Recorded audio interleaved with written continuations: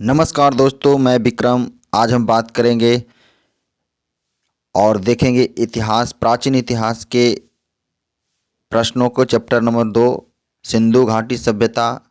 मैंने पिछले वीडियो में इतिहास से संबंधित एक वीडियो दिया था जिसमें प्राचीन भारतीय इतिहास के स्रोत के बारे में देखे थे। आज हम सिंधु घाटी सभ्यता के विभिन्न प्रकार के प्रश्नों को देखेंगे। तो दोस्तों, पहला प्रश्न इस प्रकार है,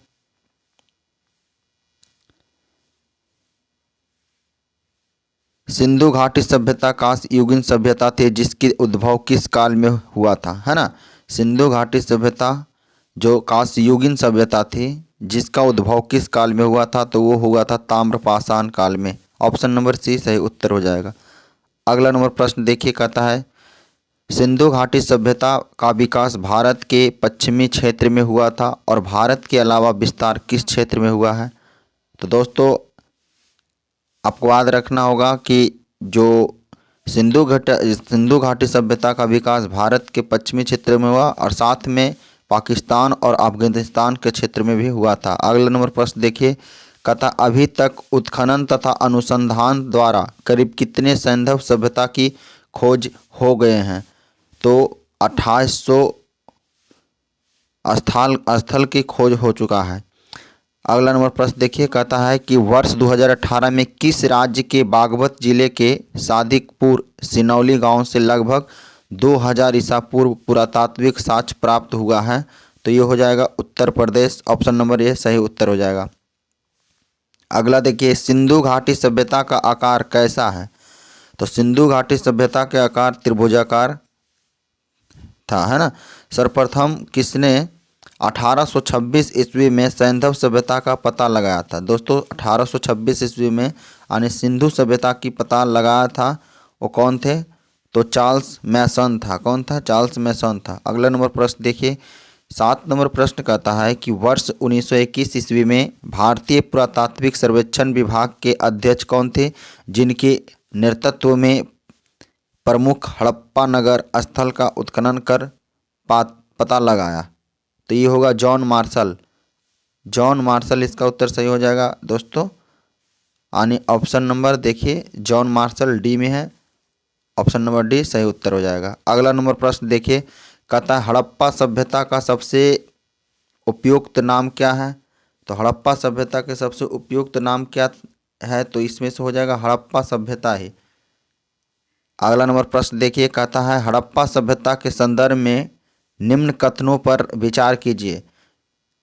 हड़प्पा सभ्यता का सर्वाधिक मान्यता की काल 2500 ईसा पूर्व से 1750 ईसा पूर्व है। जी बिल्कुल दोस्त।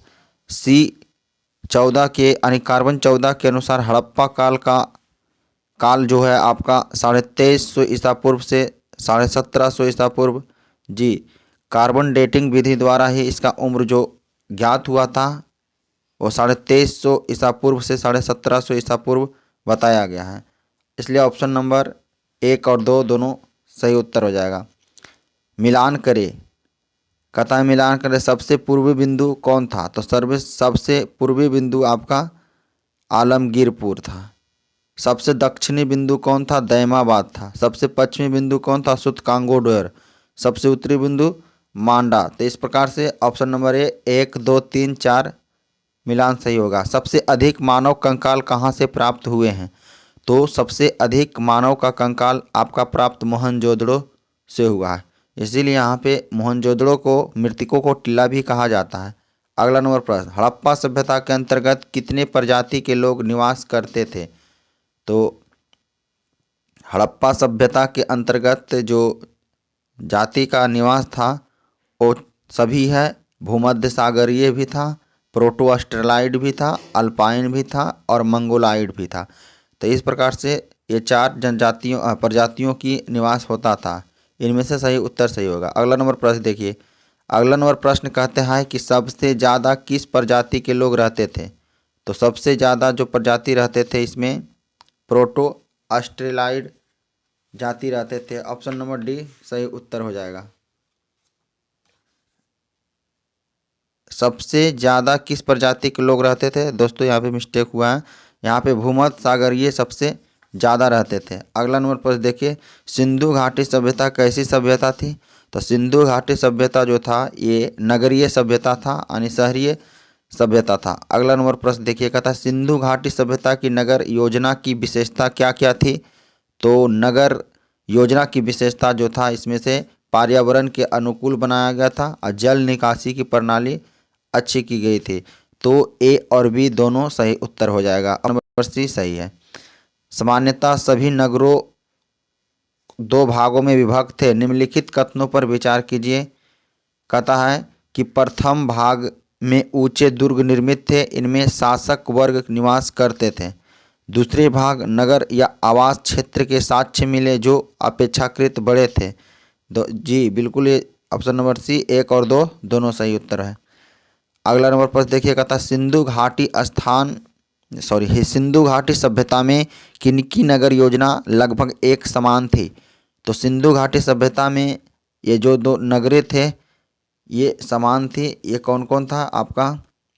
तो हड़प्पा सभ्यता, मोहनजोदड़ो सभ्यता और कालीबंगा जो था सब एक जैसा था। ऑप्शन नंबर ए 1 2 सी 1 2 3 सही उत्तर हो जाएगा।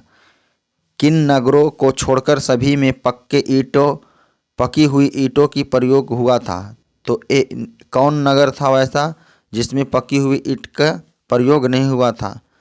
तो इसमें हो जाएगा आपको 3 और 4 यानी कि रंगपुर और कालीबंगा।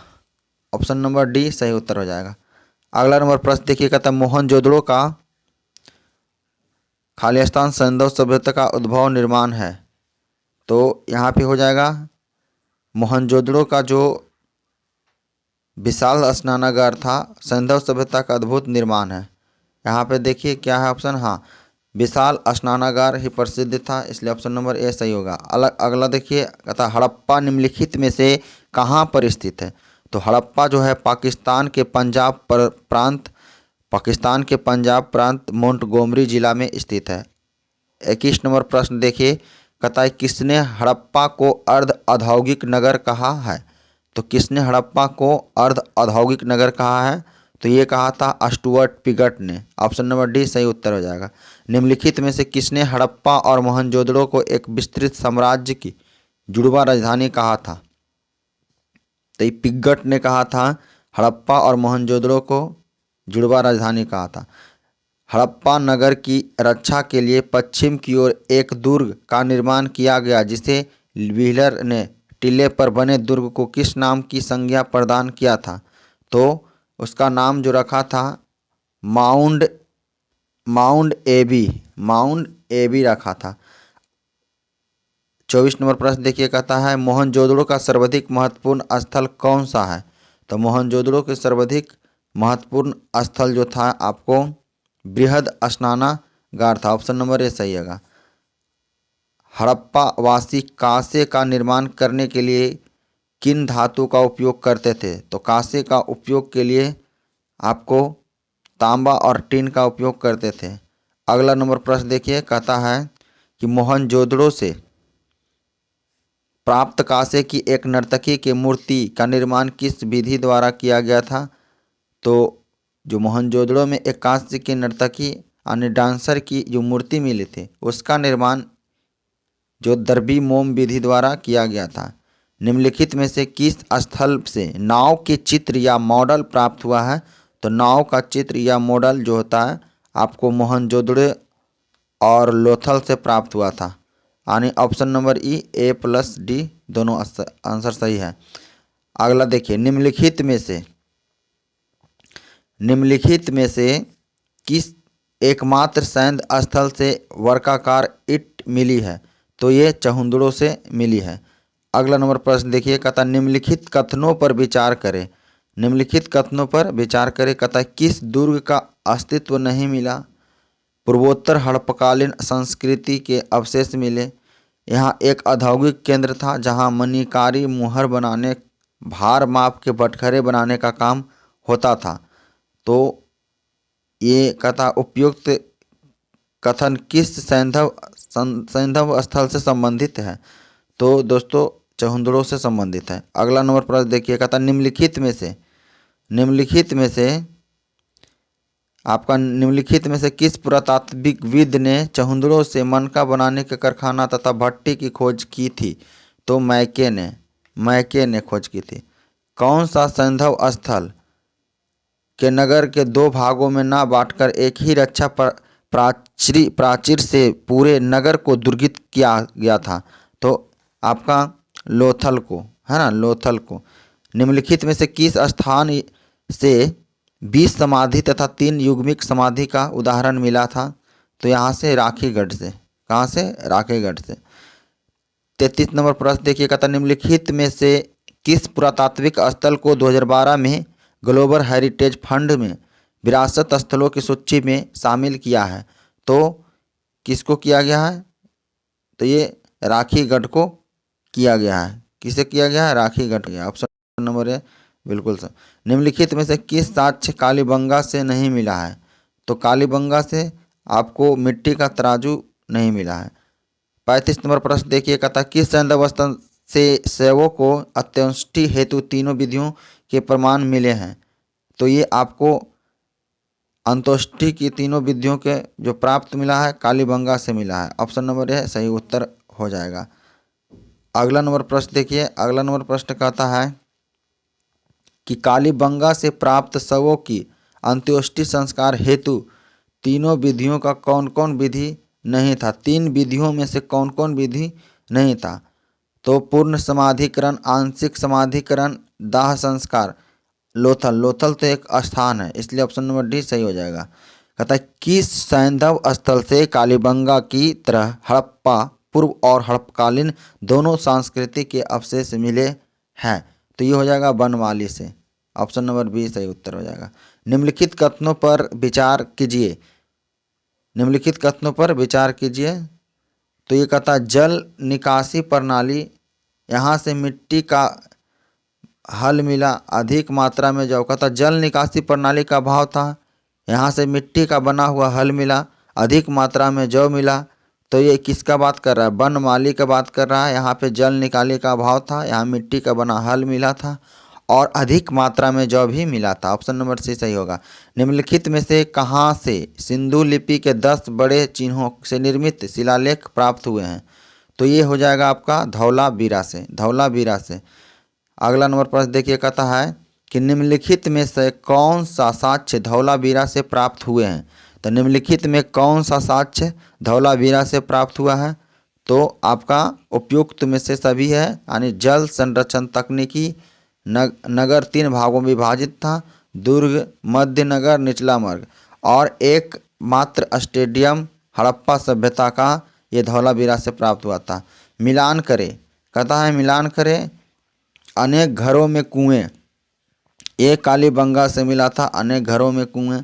स्वास्तिक चिन्ह, है ना, स्वास्तिक चिन्ह हड़प्पा से मिला था। सूती का वस्त्र मोहनजोदड़ो से मिला था। और लिपस्टिक या कंघा ये मिला था आपको चहुंदड़ों से मिला था। और कब्रगाह सुरकोटदा से मिला है। तो इस प्रकार से आप दोस्तों यहाँ पे मिलान सही है। आगे हम बढ़ते हैं। 42 नंबर कहता है मिलान करे। तो मिलान करे 42 नंबर कहता है हड़प्पा किस नदी के किनारे स्थित है? ये बात बोल रहा है। तो हड़प्पा आपको रावी नदी के किनारे स्थित है। हड़प्पा जो है रावी नदी के किनारे स्थित है। मोहनजोदड़ो सिंधु नदी के, कालीबंगा घग्गर नदी, लोथल भोगवा नदी, चहुंदड़ो सिंधु नदी। तो सीधा सीधी है ऑप्शन नंबर 1, 2, 3, 4, 5। अगला कहता है मिलान कीजिए। स्थल है और खोज करता है। तो इस प्रकार से लोथल का खोज किसने किया? दोस्तों यहाँ पे ध्यान दीजिएगा। कहता है लोथल का खोज किसने किया? तो इसको मिलान कीजिए। तो लोथल का खोज रंगनाथ राव, चहुंदड़ों के खोज NG मजूमदार, कालीबंगा के खोज आपको कर दिया अमलांद घोष, है ना, अमलांद घोष। अगला बनमाली का खोज आपको किया है रविंद्रनाथ बिष्ट और रंगपुर का खोज किया है रंगनाथ राव। दोस्तों इस प्रकार से हमने मिलाया। आगे प्रश्न देखते हैं। किस वर्ष हड़प्पाई लिपि की पहचान की गई है? तो आपको हड़प्पाई लिपि का पहचान जो की गई है वो 1853 ईस्वी में की गई थी। हड़प्पाई लिपि में निम्नलिखित कितने चिन्ह मिले हैं जो खेलखड़ी की तथा आयताकार मुहर पर तांबे की गुटिकाओं आदि मिलते हैं। तो ये हो जाएगा आपका 64। कितना होगा? 64। हड़प्पाई लिपि पिक्टोग्राफ अर्थात चित्रात्मक थी जो दाईं से बाईं ओर लिखी जाती थी। इसी पद्धति को क्या कहा जाता था? जी, इसको कहता था बुस्टरफेडन, है ना, बुस्टरफेडन। अगला नंबर प्रश्न देखिए, हड़प्पा लिपि में सबसे ज़्यादा चित्र किसके प्राप्त हुआ था? तो हड़प्पा लिपि में सबसे ज़्यादा जो प्राप्त हुआ था आपको दोस्तों, ये हुआ था यू आकार के। ऑप्शन नंबर ए सही उत्तर हो जाएगा, यू आकार के, है ना। अगला प्रश्न देखिए, कहता है कि सिंधु घाटी के लोग किस प्रकार का भोजन करते थे? तो सिंधु घाटी का लोग जो था आपको शाकाहारी भी थे और मांसाहारी भी थे। ऑप्शन नंबर सी, ए और बी दोनों सही उत्तर हो जाएगा। सिंधु घाटी सभ्यता के संदर्भ में निम्नलिखित कथनों पर विचार कीजिए। कहता है कि यहाँ के लोग मनोरंजन के लिए चौपाल और पासा खेलते थे। बिल्कुल सही है। सैंधव सभ्यता के लोग युद्ध प्रिय और कम शांत, है ना, युद्ध प्रिय कम था और शांति प्रिय ज़्यादा था। जी, यहाँ के लोग गणित धातु निर्माण, मापतौल प्रणाली, ग्रह नक्षत्र, मौसम विज्ञान इत्यादि की जानकारी रखते थे। जी दोस्तों, बिल्कुल। अब 1 2 3 बिल्कुल सही है। ऑप्शन नंबर यहाँ पे देखिए डी, इनमें से सभी सही उत्तर हो जाएगा। सैंधव सभ्यता के श्रमिकों की स्थिति का आकलन कर किसने यह बताया था कि दास प्रथा प्रचलन में थी? तो किसने? तो व्हीलर ने बताया था कि सैंधव सभ्यता में दास प्रथा के प्रचलन था। हड़प्पाइयों के राजनीतिक संगठन का कोई स्पष्ट आभास नहीं है। तो शासन व्यवस्था किस वर्ग के हाथों में था? तो ये शासन व्यवस्था जो था आपको वणिक वर्णों के में था, वणिक वर्णों के वर्गों में था। किसके अनुसार मोहनजोदड़ो का शासन राजतंत्र था? किसके अनुसार मोहनजोदड़ो का शासन जो था राजतंत्र था? तो हंटर के अनुसार कहा गया है कि मोहनजोदड़ो के जो था राज्य शासन था वो आपका राजतंत्रात्मक था। अगला प्रश्न देखिए, कहता सिंधु सभ्यता के लोग का शासन मध्यवर्गीय जनतंत्रात्मक शासन था और उसमें धर्म के महत्ता थी। यह कथन किसकी थी? तो ये कथन था व्हीलर की। अगला नंबर प्रश्न देखिए, कहता निम्नलिखित में से कौन सा एक सैंधव सभ्यता का बंदरगाह नहीं है? तो सैंधव सभ्यता का बंदरगाह नहीं है, ये कोटदीजी नहीं है, बाकी रंगपुर है, सुरकोटदा है, प्रभास पाटन है। अगला नंबर प्रश्न देखिए, 55 नंबर प्रश्न कहता निम्नलिखित कथनों पर विचार कीजिए। तो निम्नलिखित कथनों पर विचार कीजिए दोस्त। तो देखो, कहता है इस प्रकार से है कि हड़प्पा सभ्यता में दशमलव प्रणाली तथा मापतौल की इकाइयाँ 16 थी। जी बिल्कुल बात है, 16 के गुणांक में होती थी इसका मापतौल। सबसे पहले कपास पैदा करने का श्रेय सिंधु सभ्यता के लोगों को दिया जाता है तथा यूनानियों के इसे सिंडन नाम दिया गया है। कृषि कार्यों एवं व्यापार तथा परिवहन में पशुओं का महत्वपूर्ण भूमिका थी। बिल्कुल, पशुओं में कुब्बड़ वाले बैल की महत्व था। बिल्कुल, सैंधव सभ्यता जो था के लोगों को सैंधव सभ्यता के लोगों का प्रमुख खाद्यान्न गेहूं तथा जौ था।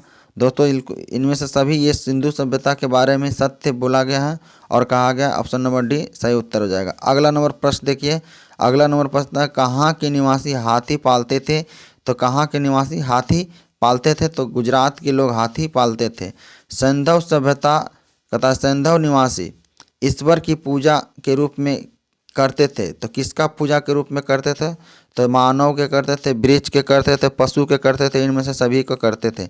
निम्नलिखित में से किस सैंधव स्थल से प्राप्त अग्निकुंड के साक्ष्य के आधार पर कहा जा सकता है कि अग्नि तथा स्वास्तिक की पूजा की जाती थी? तो ये आपका 58 कालीबंगा जो है आपका यहाँ से प्राप्त हुआ था।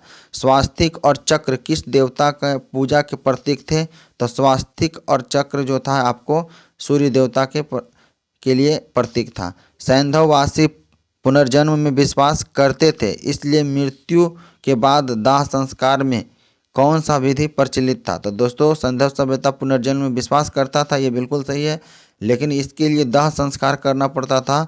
तो वो कौन सा विधि जो है प्रचलित था? तो पूर्ण समाधान करता था, आंशिक समाधान करता था, कलश समाधान करता, इनमें से सभी विधि का प्रचलित था। मूर्ति पूजा का आरंभ सभ्यता किसकी देन है? तो देखिए मूर्ति पूजा के जो आरंभ है आपका ये आपको सैंधव सभ्यता का ही देन है। अगला नंबर प्रश्न देखिए, निम्नलिखित में से किस सभ्यता में पूर्ण विकसित नगरीय जीवन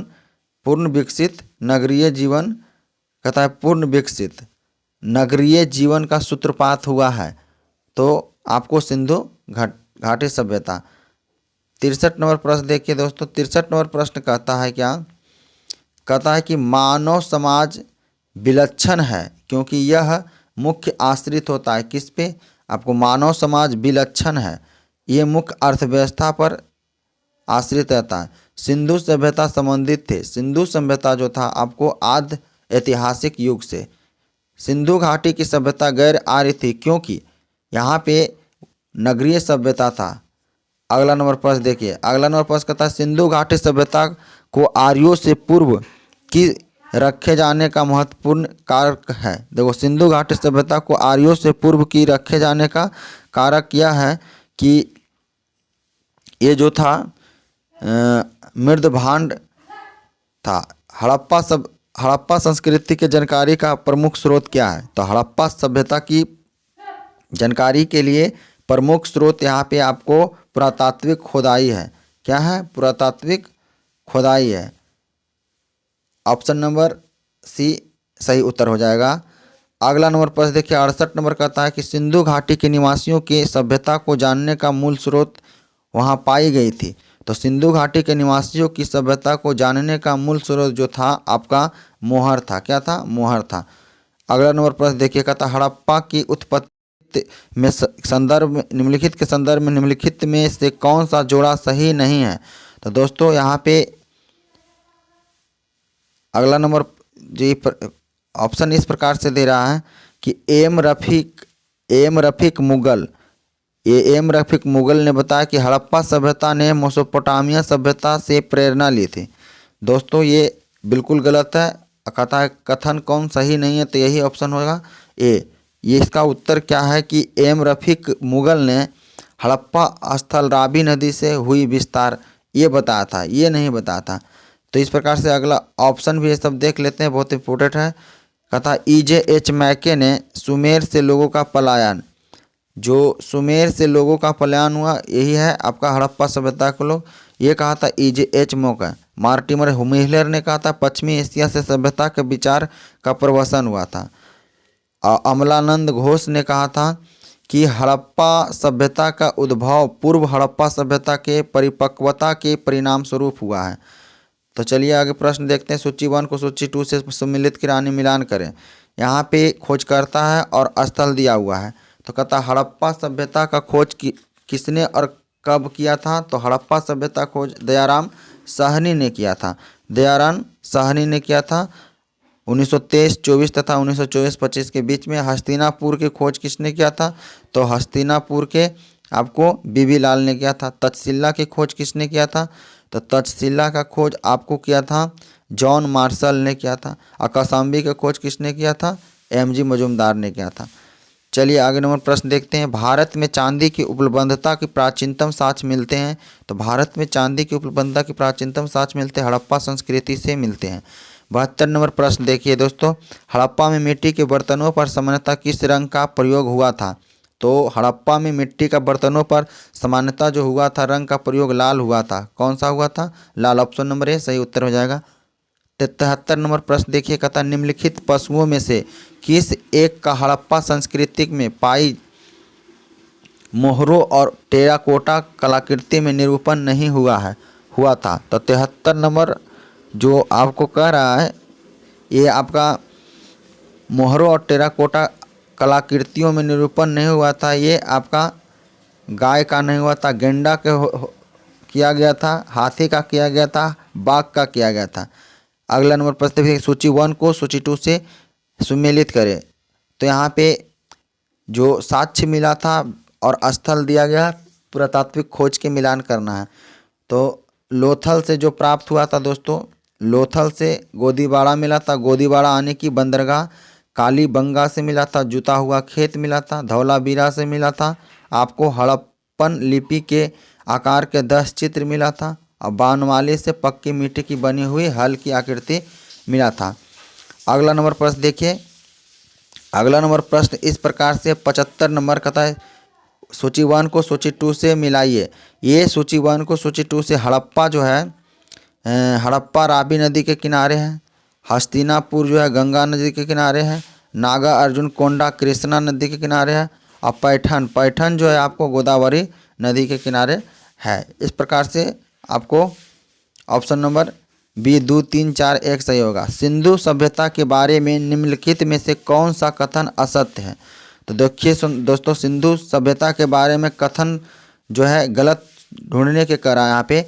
तो देखिए पहला ऑप्शन इस प्रकार है, नगरों में नालियों की दृढ़ता व्यवस्थित था। बिल्कुल सिंधु सभ्यता के एक गुण था। व्यापार और वाणिज्य उन्नत दशा में था, ये भी सही है। मातृ देवी की उपासना की जाती है, बिल्कुल।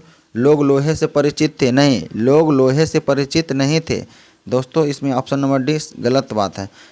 सिंधु घाटी सभ्यता जानी जाती है, सिंधु घाटी जानी जाती है किसके लिए? तो सिंधु घाटी सभ्यता तो जानी जाती है अपने नगर नियोजन के लिए, मोहनजोदड़ो और हड़प्पा के लिए, अपने कृषि संबंधित कार्यों के लिए एवं अपने उद्योगों के लिए। दोस्तों इसमें से सभी के लिए जाने जाती है, प्रसिद्ध था। ऑप्शन नंबर डी उपयुक्त में से सभी। 78 नंबर प्रश्न देखिए, कहता है निम्नलिखित में से किसके सुमेलित नहीं है? तो निम्नलिखित में से कौन सुमेलित नहीं है ये चुनने के कह रहा है। तो दोस्तों देखिए, आलमगीरपुर उत्तर प्रदेश में है, ये सही है। लोथल भी गुजरात में है, रोपड़ पंजाब में है, लेकिन कालीबंगा जो है आपको हरियाणा दिया हुआ, कालीबंगा ये राजस्थान में है, इसलिए ऑप्शन नंबर सी गलत है। अगला नंबर 79 नंबर प्रश्न देखिए, इसमें कहता है सूची 1 को सूची 2 से मिलाइए। ये हड़प्पा पुरास्थल है भारत के राज्य संघ राज्य क्षेत्र, मतलब जो हड़प्पा सभ्यता के स्थल है और अभी जो स्थित है किस राज्य में है और किस राज्य के अंतर्गत आता था उस समय। तो यहाँ पे देखिए दोस्तों, बालू जो है ये हरियाणा का एक स्थान है, बालू है एक हरियाणा का स्थान है। मांडा जो है, मांडा जम्मू कश्मीर के हैं। अब पाडरी जो है आपका गुजरात का है, और हुलास उत्तर प्रदेश का है। तो दोस्तों इस प्रकार से 3, 2, 4, 1 सही हो जाएगा, यानी कि 3, 2, 4 ऑप्शन नंबर डी सही है। अगला नंबर प्रश्न देखिए, कहता मोहनजोदड़ो निम्नलिखित में से कहाँ पर स्थित है? तो मोहनजोदड़ो दोस्तों ये कहाँ स्थित है? तो पाकिस्तान के सिंध प्रांत में है, ऑप्शन नंबर सी सही उत्तर हो जाएगा। रंगपुर जहाँ हड़प्पा के समकालीन सभ्यता थी, यह है जो आपका पंजाब में है, पूर्वी उत्तर भारत प्रदेश में है, सौराष्ट्र में, राजस्थान में। तो रंगपुर जो है आपको दोस्तों ये सौराष्ट्र में है। कहाँ है? सौराष्ट्र गुजरात में पड़ता है। देधरी एक पर्वतीय हड़प्पीय प्रस्थलीय है ना, पर्वतीय हड़प्पीय प्रस्थल है। ये कौन सा राज्य में है? तो ये आपको हो जाएगा पंजाब में, ऑप्शन नंबर बी सही उत्तर हो जाएगा। सिंधु सभ्यता के कौन सा स्थान भारत में स्थित है? तो देखिए दोस्तों, सिंधु सभ्यता के जो वो स्थान है इसमें ऑप्शन के अनुसार ये लोथल गुजरात में है, हड़प्पा पंजाब पाकिस्तान में, मोहनजोदड़ो भी पाकिस्तान में है, लोथल जो है भारत में है, इस ऑप्शन के अनुसार। सिंधु घाटी सभ्यता के सबसे महत्वपूर्ण विशेषता क्या था? तो सिंधु घाटी के सबसे महत्वपूर्ण विशेषता खोज रहा है, विशेषता में बहुत विशेषता है, लेकिन सबसे जो था आपको यहाँ पे नगर नियोजन की विशेषता था, जल निवासी प्रणाली का विशेषता था, इसमें नगर नियोजन के था और जल निकासी प्रणाली का था। दोस्तों यहाँ पे तो कुछ है ही नहीं है, तो इसमें ऊपर कहता है इनमें से कोई नहीं है, उपयुक्त में से एक से अधिक। तो ऑप्शन नंबर डी ही सही मारना है, क्योंकि इसके बाद किया जाए तो नगर नियोजन के लिए विशेषता था और जल निकासी के लिए प्रसिद्ध था।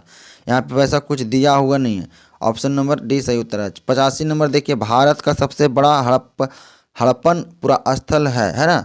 तो भारत का सबसे बड़ा, भारत में सिंधु घाटी की बात किया जा रहा है कि भारत के अंतर्गत जो भी है उसमें सबसे बड़ा कौन है? तो आपको ये याद रखना पड़ेगा कि सबसे बड़ा आपको राखीगढ़ी कौन है? Rakhigarhi, option number D Bharat के अंतर्गत। 86 कथा स्थापित सिंधु घाटी सभ्यता जिन नदियों के तट पर बसी थी, सिंधु घाटी सभ्यता जिन नदियों के तट पर बसी थी वह कौन कौन नदी था? तो ये चीज़ों को ध्यान देना है। तो ये आपका सिंधु था, चिनाब था, झेलम था। सिंधु, चिनाब, झेलम, गंगा नदी नहीं था दोस्तों। ऑप्शन नंबर बी 1, 2, 3 सही हो जाएगा। सिंधु घाटी के लोग पूजा करते थे, सिंधु घाटी के लोग पूजा करते थे पशुपति की। सिंधु घाटी सभ्यता का खोज निकालने में जिन दो भारतीयों का नाम जुड़ा है वो कौन है? तो भारतीय जो व्यक्तियों के नाम जुड़ा है सिंधु घाटी सभ्यता की खोज में, वो जो है राखल दास बनर्जी जी हैं और दयाराम साहनी हैं। हड़प्पा का उत्खनन करने वाला प्रथम पुरातात्वविद जो इसके महत्व को नहीं समझा पाया। देखिए, उत्खनन करने वाला पहला पुरातात्विक थे, लेकिन इसका महत्व को समझा नहीं पाया। ये कौन थे? तो ये आपको ए कनिंघम थे। कौन थे? ए कनिंघम। निम्नलिखित में से कौन हड़प्पा और मोहनजोदड़ो के उत्खनन से संबंधित नहीं है? तो दोस्तों बी ए स्मिथ नहीं है। अगला नंबर पर देखिए, भारत में निम्नलिखित में आने वाले निम्नलिखित के आने के सही कालक्रम देखिए। तो देखिए, भारत में जो है कौन कौन पहले आया था इसके बारे में प्रश्न करा जा रहा है। तो देखिए दोस्तों, नगर संस्कृति पहले आया, उसके बाद लोहे का हल आया, उसके बाद आहत मुद्रा, चांदी के सिक्के आया और सोने का सिक्का।